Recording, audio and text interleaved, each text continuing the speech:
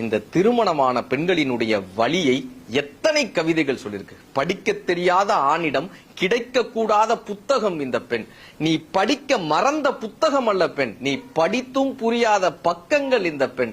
வாசிக்க தெரியாத ஆணிடம் வீணையாக சென்று விறகாக மாறி வருகிறாளே இந்த பெண். ஜெகன்மோகினி படத்தில் ஒரு பெண் பேய் காலை வைத்து சமைக்கிறது. பெண் பேயாக இருந்தாலும் சமைக்கத்தான் வேண்டுமா? அரண்மனையில் அந்தப்புறம், அடர்வனத்தில் லட்சுமணக்கோடு, லங்காபுரியில் அசோகவனம், எங்கிருந்தால் என்ன, சிறைதானே இந்த சீதைகளுக்கு. உயர் சாதியில் பிறந்திருந்தாலும் பெண் தாழ்த்தப்பட்டவர்களாகவே நடத்தப்படுகிறார்களே.